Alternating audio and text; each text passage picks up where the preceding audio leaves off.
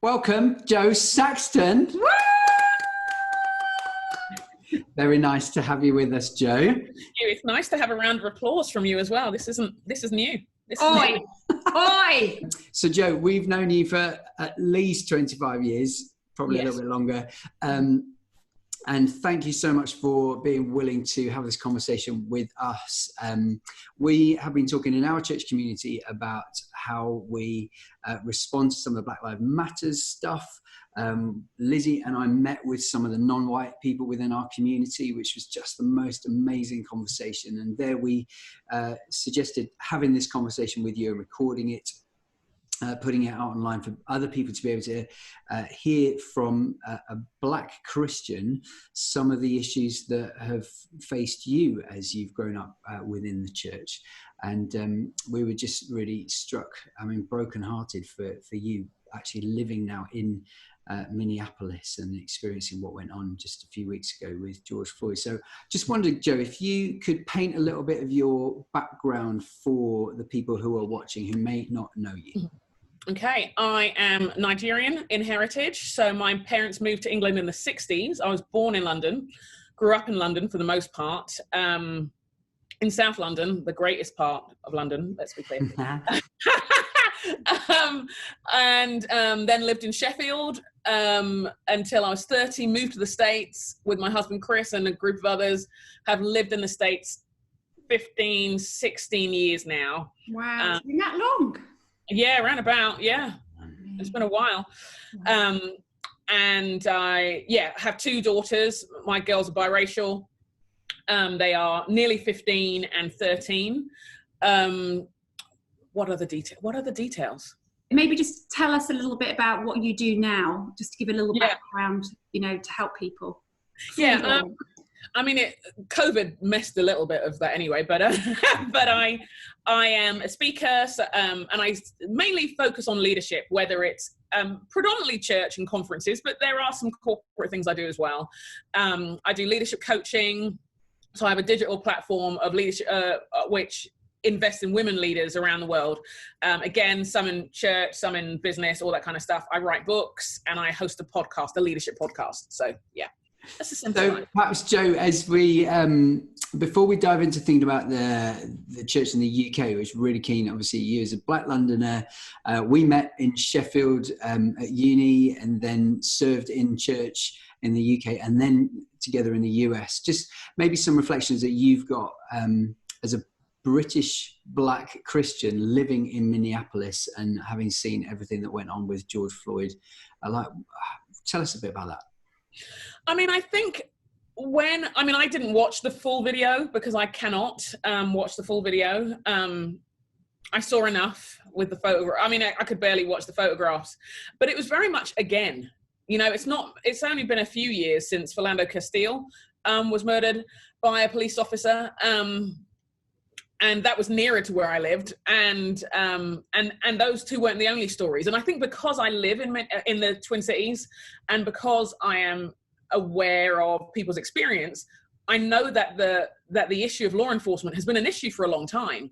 The guy who currently heads up the Minneapolis Police Department, who's a man of color, was a group of other leaders who sued Minneapolis a few years ago for its racism. Wow. So this isn't a kind of sudden eruption.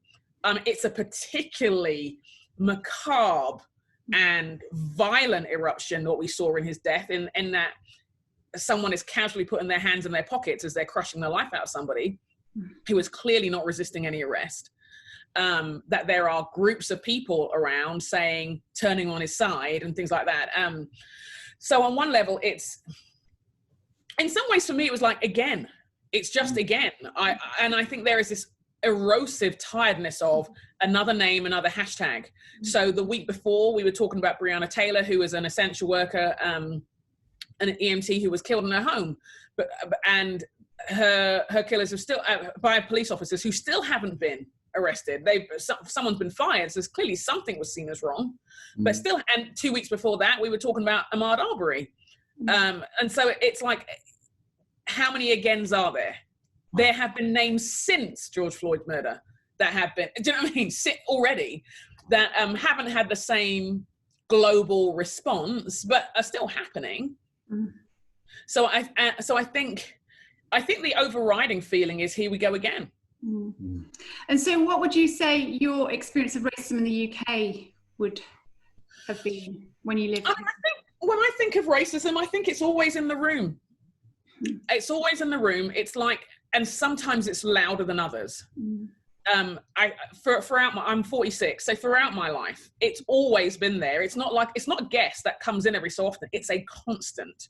It's a constant in my life, whether it is personal aggressive abuse or whether it is hitting up against systems that you know don't happen to your white peers, that you just know don't happen to your white peers, whether it's to microaggressions. So, I mean, in London was a different vibe. I mean, it's partly because I lived in a very multi-ethnic community where there actually weren't many English people. There were white people, they were Irish or Portuguese or Spanish. There were a few English people. Then there were Jamaicans, Ghanaians, Barbadians,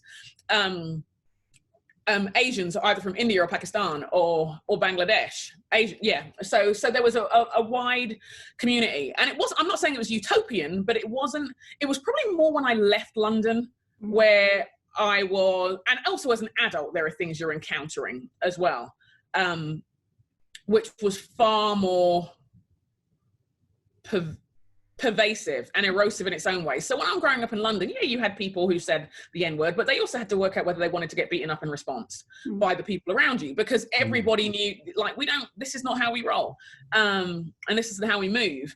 I think there were, I do remember, though, there were moments, even when I was growing up, I remember the doctor, when I'd go to the doctors, and the doctor would talk to my mum as though she was unintelligent, and would slow down when she talked to her. And my mum's a nurse and was a sister of a ward. And it's like, and I would just kind of watch and think, why are you doing this? In Nigeria, English is your first language. She's more than fluent. And I think, so those encounters would be the things that I would see the most, where I'm like, what are you doing? And wouldn't understand, like, just things like that would be very bizarre. Or I remember when I was at secondary school, a teacher talking about feminism and stuff and comparing it in some way, and I just thought, your understanding of feminism is white. It doesn't actually relate to, when you say we're in the same boat, and I know where I live and I know where you live, we're not. This is not, and it's probably why I've never been entirely comfortable with the word feminist. Not that I don't believe in all the things, it's just that if there's no acknowledgement of intersectional identities, it doesn't fully cover it. But I think when I left London, it was like, okay, particularly in church context, because I left and I went to a Bible college, and I was clearly the first Black people a number of people had met. Wow. I mean, clearly. Because the levels of conversations and how basic they were in terms of where are you from, where are you really from? And it's like, and wherever, and as a Bible college, we'd go and work with other churches around the country, but normally in the north, sometimes in the south as well. But again, it was this common thing of where are you from? No, where are you really from? And so there's this constant othering.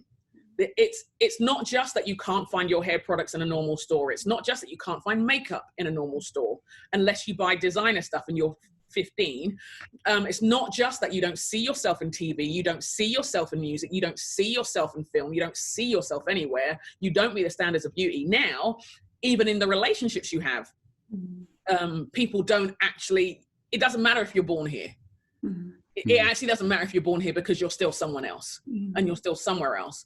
And then it would go through to things like, I remember there being a conversation about people talking about whether they would date interracially while I was there, and talking about how badly their parents would take it if it happened, and it not occurring to anybody as we had this conversation how fundamentally racist the things they were saying were.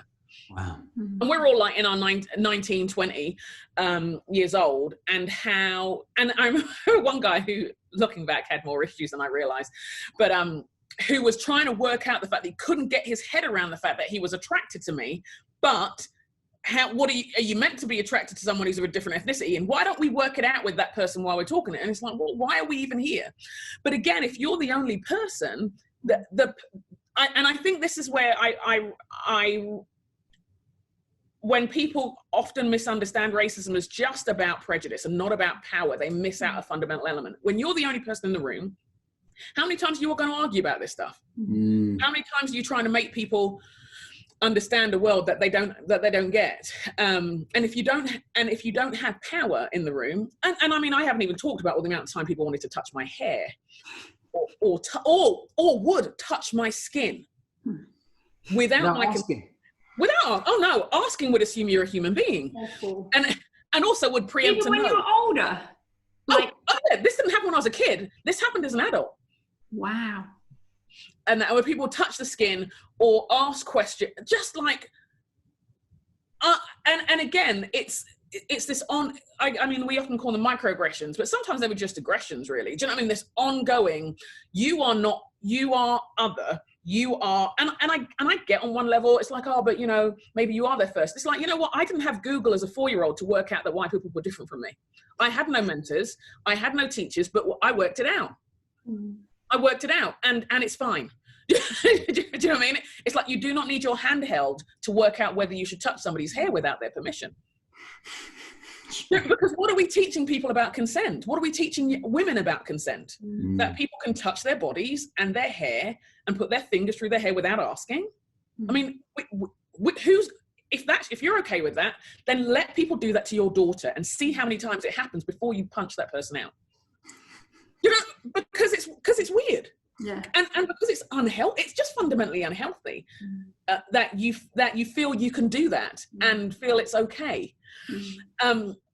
And so I'd say, like, as an adult, again, in church context, it was a combination of things. It was the casual racism, the jokes that you and I know members of staff would say that were beheld to it wasn't necessarily a black stereotype, but it might be an Asian stereotype or another kind of stereotype, which were like, actually, that's not acceptable. And why is that joke funny when the punchline is about someone being of a different ethnicity to you? And it's amazing how someone can be friendly to you and not actually be aware of how their unconscious bias is playing out, or their minimizing is playing out, because they love you and they're kind and all of those things are true. But actually, if the joke is racist, is it acceptable? Or is it just a joke? Do you know what I mean? Is it okay? Through to the complete unwillingness of people to learn how to pronounce my name, which was just fundamentally offensive. But it was just how do you do that with 2,000 people? Yeah. I just was tired. I just didn't bother in the end. I didn't bother because why don't you just strip someone of their identity and say it's not important? Because that's actually what happened for 10 years. That's actually what happened. If I can learn how to say Tchaikovsky, because we all had to for music, then you can learn how to say Oyenna, and it's not hard. Yeah. But the fact that people wouldn't even try, and the fact that I never gave myself that nickname, not once. I never introduced myself that way, not once.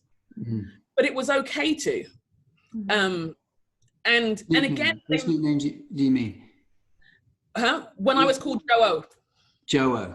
Yes. And I never, that's not my name. No. And on one level, to some, it may seem nothing. But actually, the only nicknames I had were around my ethnicity. Yeah, which increased that sense of otherness then, presumably. Well, yeah, when you're one of 2 black people in a church, that'll do it too. But do you know what I mean? But yeah, I think there is a sense, well, because and the stereotypes of the era, which again, if it's okay to make jokes about people of other ethnicities and it's never called out, if your name is going to be minimized because, I can't pronounce it, and it's so difficult, and it's so unusual, and it's so weird, and if your ways of doing things are seen as aggressive and all that kind of stuff, or different, or everything's different, I'm a Londoner, I'm a Brit, or am I? Or am I other? And if the way to belong is to assimilate, then what are you asking someone to let go of to be acceptable? And if someone feels like they need to either choose bits of what they think is black language to be down with you, or then to have the casual joke about whether you tan or are and this didn't happen in many cases, but it definitely happened, minimizing your experience as racism. I'm like, are you sure it wasn't just that, or it's so insane? I'm like, no, because I don't know what racism is. Do you know what I mean? Because I've never experienced it before. I'm sorry. Jo, I'm thinking, because like I've had the conversation with you about where your skin darkens in sun, but it wasn't a joke. And I'm thinking, well, I'm hoping I didn't offend you, but I think it was more that it was coming out of a relationship.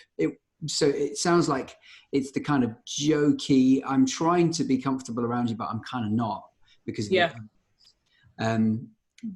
because I think one of the things for white people who do have white privilege and are probably trying to do their best to think, well, I want to engage. I recognize there's an otherness and I want to make you feel comfortable about it. I think sometimes the jokes come from that dis-ease of, I want to connect with you, but I don't really know how.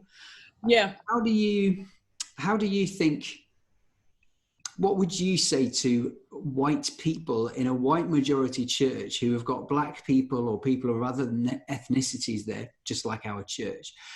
What would be some of the things that you would say to do to get that balance right, that it's about relationship rather than the awkwardness around it? I'm not quite sure if I've asked that question. Well, I mean, the thing that we've got to do, isn't it, is that we've got to get over our awkwardness. And I'm really aware, when we were having the conversation, Jo, with the people of colour on Monday in our church, you know, it was great to hear they felt welcomed, but they were saying exactly what you're saying. They're exhausted, they're tired. You know, our conversation over the last few weeks, actually in any white predominant place, they have to change who they are. They have to change the way they speak, how they act. And how can we do the hard work as the white people in the church to start that journey of changing that? Yeah. What would your wisdom be? I mean, I think in this day and age, you probably have less excuse because Google is your friend. You know what I mean? Google is your friend. And so there are things you can find out. I mean, relationships tend to be built on conversation and vulnerability and stuff. So joking about someone's skin is stupid. Yeah. I mean, there's just no other way to put it. If you don't know somebody, just don't go there. Yeah. Totally. Why? And I get you're awkward, and I get it. And is it hard work, or is it just work that's unfamiliar? Yeah, absolutely. Do you know what I mean? Is it? And maybe it does feel awkward, but it's not as awkward as the bridge you'll have to rebuild when you offend somebody. So I think I would, on a practical level, like I used to get asked the questions like, do you know such and such? Because of the random black person they've met in London. And I'll be like, or there was one guy who is anyway, I'm not even good anyway. There's one guy who used to compare me to basically every black singer he'd seen. He's like, oh, you look like, and I'm like, there is no way I can look like all these women at the same time, because Tracy Chapman, Diana Ross, Anita Baker, Whitney Houston do not all look alike. They don't all look alike. And I'm like, what you're saying is I'm black, isn't it? That's what you're needing to say. And I wish you had this conversation in your head. I think I would advise people, if there are things you want, the first thing I want to say, if you're in a white majority space and there are a number of people who are black or Asian or multi-ethnic in your community, that joke that you're going to say, or that comment, you're not the first who said it. You're not the first person.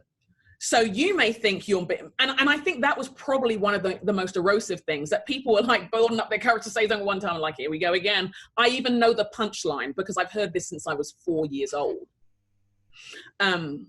But I think the advantage you have now is, if you're going to build relationship.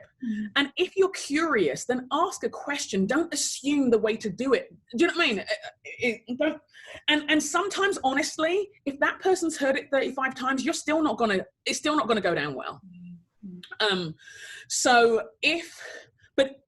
But I think the reason why, I mean, yeah, you and I talked about skin, but we talked about music, we talked about work, we talked about life. We were actually friends. So there was never any doubt in my mind that I was being othered by you. You also tried to pronounce my name. You know what I mean? You didn't assume certain things.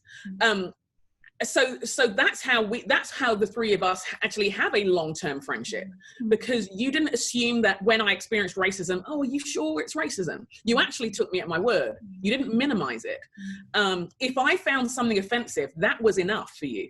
It wasn't another kind of, and so when there were conversations about race, they weren't about my lived experiences. They were about and I think sometimes where people fall into awkwardness is when you start questioning someone's lived experiences. Right. When you start questioning and saying, are you sure that was that? Rather than talking about the concepts outside of their experiences and asking them to bring their wisdom to your understanding. And I think sometimes people would be like, oh yeah, I know how you feel, because when I was on a mission trip, I'm like, don't do it. Just don't do it. That time when you're on a mission trip and you were the only person in the building, aside from your mission team, who was of your color, is not the same as someone's 25 years of being, and I mean, it's not the same. It's not the same not just because of length of time, but of the power dynamic as well. So maybe you may find that you don't have any experiences that are the same as that person. That doesn't mean you can't listen. Right. It doesn't mean you have nothing valuable to just show up and be there for them, and to say, I'm sorry that that's what you've had to deal with, and I'm sorry that we've encountered this country in completely different ways. Do you know what I mean? That it's not. I wonder sometimes whether we try to know too much rather than do the things that actually we do very well anyway, in terms of being a friend to somebody. If you're a friend to someone, you're not going to undermine every word they say. If you're a friend to someone and they're hurting, you're going to listen. If you're a friend to someone, if you're a genuine friend to someone and they're angry, you're going to find out why they're angry, not tell them off for being angry, and tell them, say it more politely, because then maybe more people will listen to you, which also it isn't true. Otherwise we wouldn't have needed to be having these conversations now. Yeah. Do you know what I mean? I think it's, I would come back on those things, and then you can just Google the rest. Do you know what I mean? What is white privilege? What is anti-racism?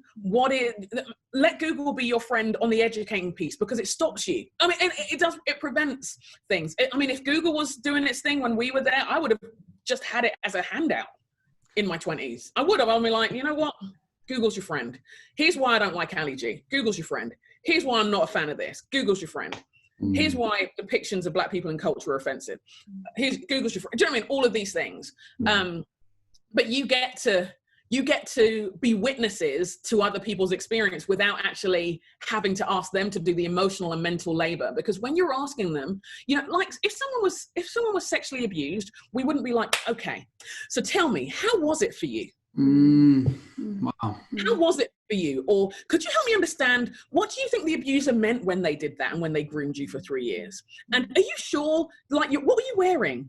Do you know what I mean? Was your skirt too short, or is there anything that could have, like, did they get the wrong impression from you? And that's why we wouldn't do that. We'd be horrified. Yeah. We'd be horrified.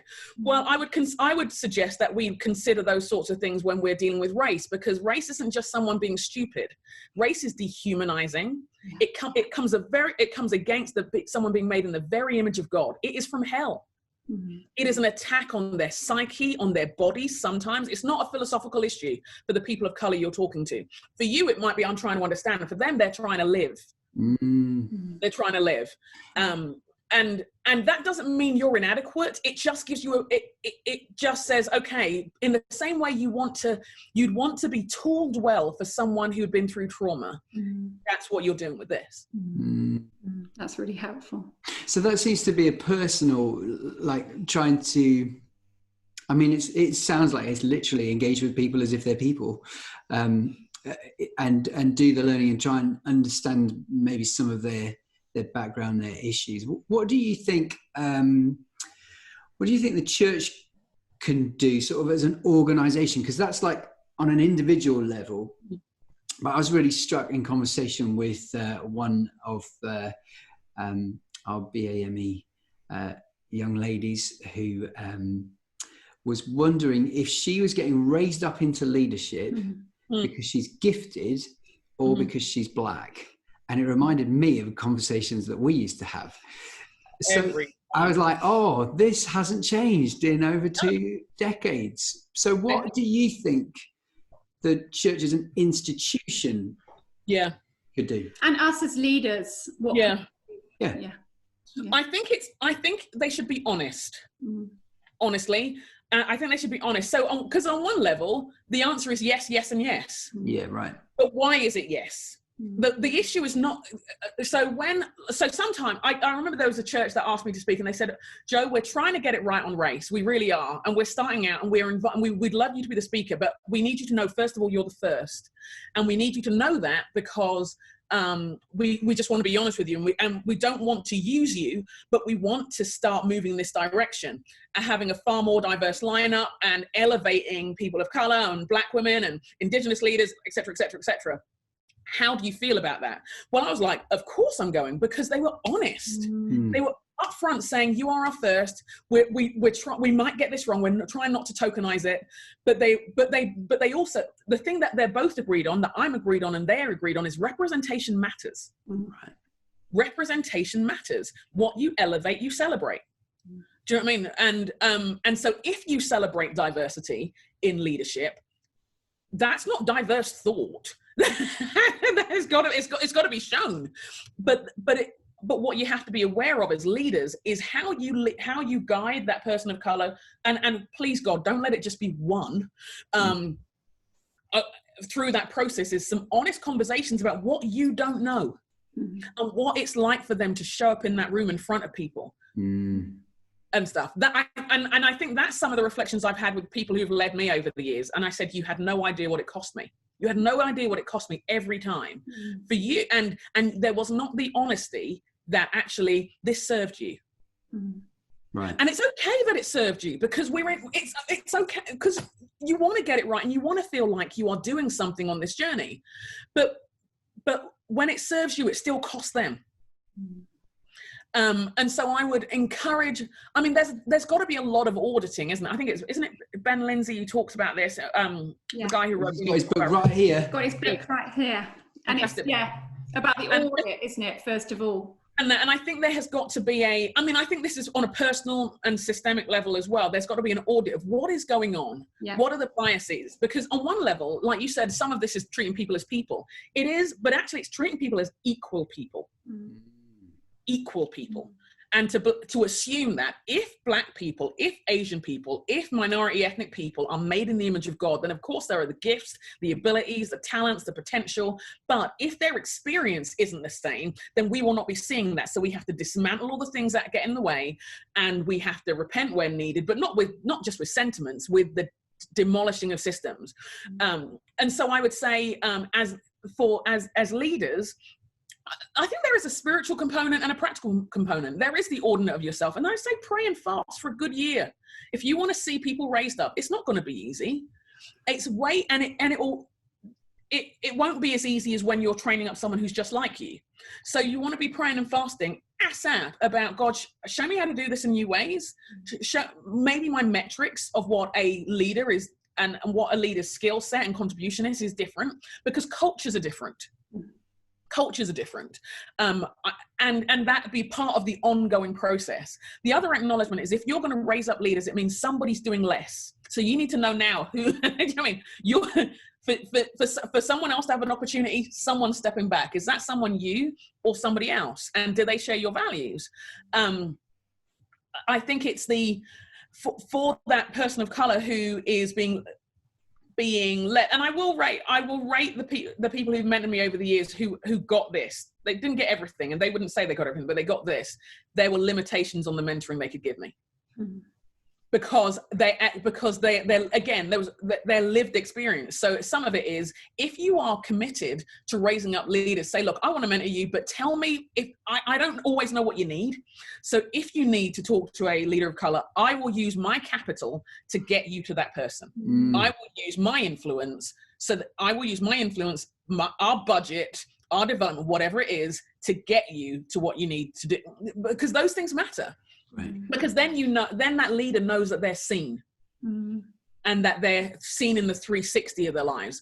And then I think I would encourage. I mean, I really would encourage that it's not just one. I really would.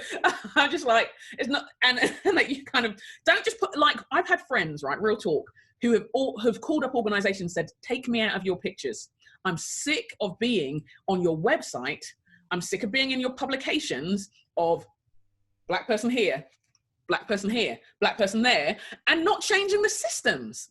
Do you know what I mean? It's like, hi, we are now going to in-drag the people of color by having a multi-ethnic website. We ain't done. Do you know what I mean? This is not our first rodeo. We have been watching this for years. And just because you have a black person reading the Bible on your website does not mean you've done any work. And we'll know that. We will sniff it. We will sniff it out. And you know, and I don't want to, I'm not. Don't mess with Joe. Don't mess with Joe.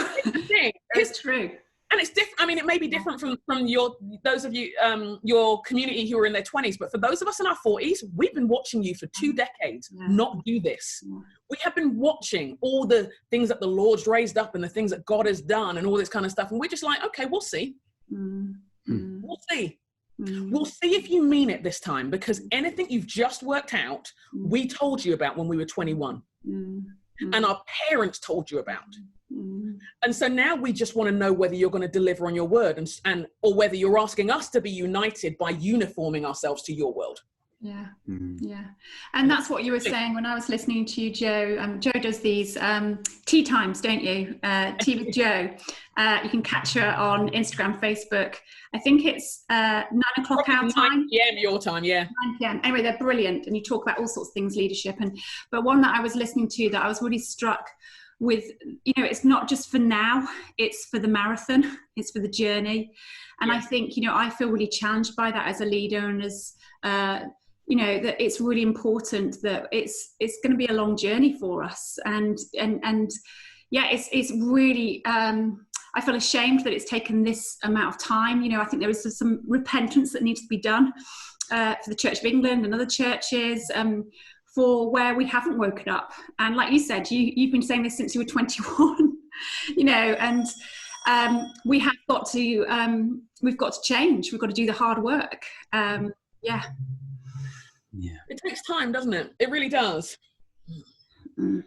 Because it seems to me that it's, you know, I've been reading Ben Lizzy's book as well, and just, really struck that we are trying to undo centuries of prejudice, and where it was obvious perhaps in previous centuries, and for those with white privilege it feels like a lot less obvious now. But then, just like you said, doing some of the research and reading about the slave trade, and it's great to celebrate people like some of the heroes who resisted slavery and brought an end to it, Wilberforce and others.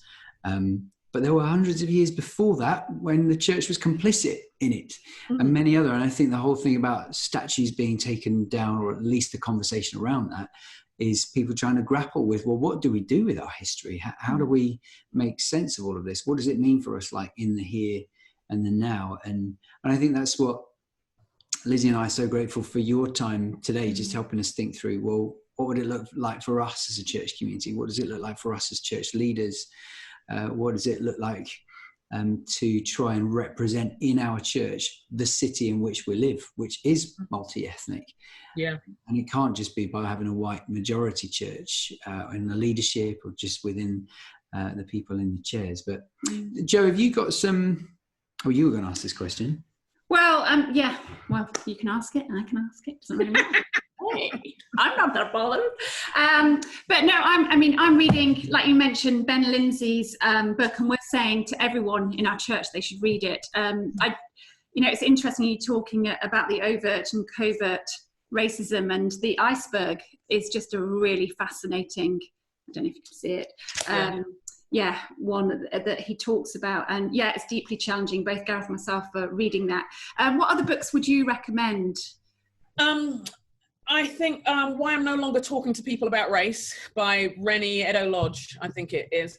I think that's a real good book. And for some of us, we're podcast listeners, and that there are a number of interviews that these leaders have done. I'm just aware that if this is something that you're feeling like, oh my gosh, it's here. Do you know what I mean? You've woken up to it and you're horrified. Then you're like, oh God, this is in me, or whatever.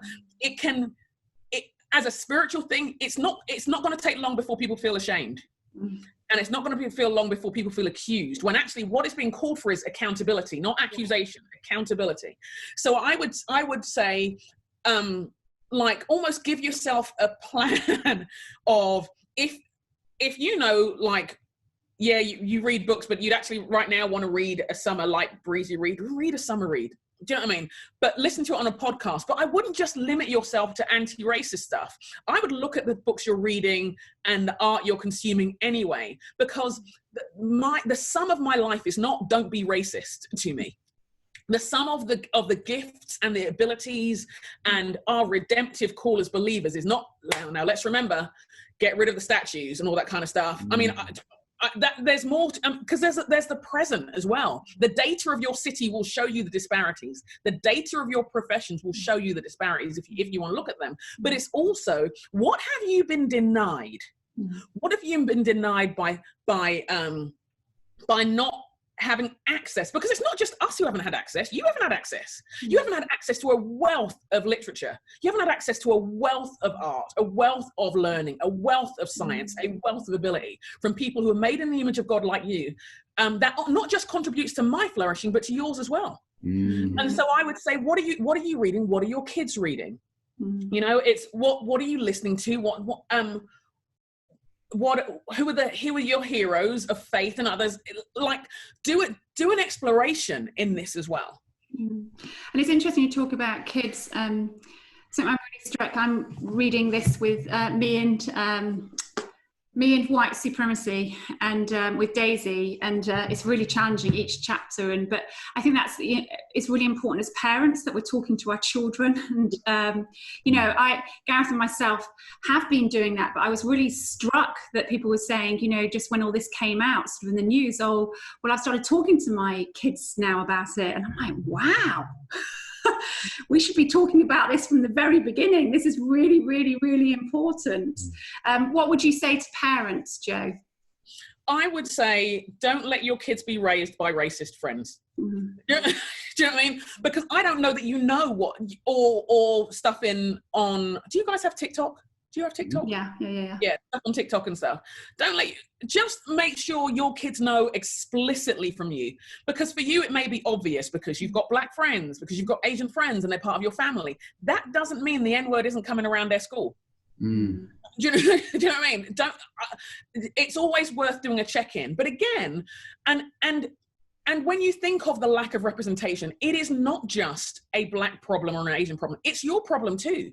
It's your problem because this is a global, we are part of a global economy and stuff. If you want your kids to be ready to lead and to make an impact, and then they need the kind of robust learning which gives them exposure to people from around the world and from a variety of perspectives. All the data, like from that's done on diverse workplaces, shows that there's better learning, better bottom line in business, better creativity. So when your kids aren't being given access to this stuff, your kids are being denied that too. So right. I would make sure you're interacting and asking teachers and saying, I'm just curious, it's great that we're getting all of this stuff. I just want to know what else my kids are learning and what they're given access to and all that kind of stuff, and how even the events of the last year are reshaping your curriculum in any way. And if you could email me back on that rather than just say that's a nice thought, that would be lovely. But then as parents, obviously we do our own thing, but because kids see difference. And I think part of the kind of catch-up moment we're having is a number of us were raised, I'm going to say a number of you because I wasn't raised this way, a number of you were raised to not see race and to not see color, that it was seen as the polite and mature thing to do. That to be colorblind. When I see you, Jo, I don't see that you're black. You're just Jo. When I see you, Jo, I don't see color. I don't see all of those things. And people thought that was a compliment. I think they genuinely thought it was a compliment. And it was almost like, I don't know if I should say the word black because it's a negative term and all that kind of stuff. And I'm like, and what we have the opportunity in this moment to do is to say, yes, your kids are, that your friend is black and your friend is Asian or is multi-ethnic, and it's a wonderful thing. And so let the books that they read show that. Don't tolerate books which don't reflect the kind of world you want to see built. Just don't tolerate them. Tell them to do better. It's not hard. You know, I mean, don't invest your money in resources. I wasn't going to say that. Put that down. In resources. What's this book, Jo? Tell us about that book at the end. I'm talking about kids' books, and I would encourage us to think what we want our kids to grow up seeing and learn, knowing, and advocate for that, because you're doing that for people of colour and you're doing that for you. Absolutely. Yeah. Sorry, it's just your book was ready to rise. Get it? You can't take him anywhere. No, you know. It's newly released, and would very much encourage you to buy that as well, it's because great. it's by our lovely friend Jo. Yes. And thank you. As we've heard, got an awful lot of very, very helpful things to say. And you've got a lot of other books, haven't you, Jo? Just go through your other books quickly. Yes, I do. There's one called The Dream of You. That was a few years ago. Identity. There's one called More Than Enchant. No, it's not called that in England. It's called Influential. It's called Influential, and both Influential and Ready to Rise are more leadership focused. Yeah. And I've read them all, and they're all amazing. And they keep going off my shelf, and I have to keep buying them again. No one gives them back. So if you've got my book, give it back. Someone back. So I can give it to someone else. Anything by Jo Saxton, give it back. I want it. Jo, you've been fantastic. I just thought the other thing is your podcast. You talked about it. Where can they just say that again? Yeah, it's called Lead Stories. It's called Lead Stories, and I co-host it with a friend, Steph. And again, it's wherever you get your podcasts, really, you'll find it there. Great. Beautiful. Fab. Thanks, Jo. We love you. We do love you. Thanks for your time. Thanks. You, Fab. Love you. Bye.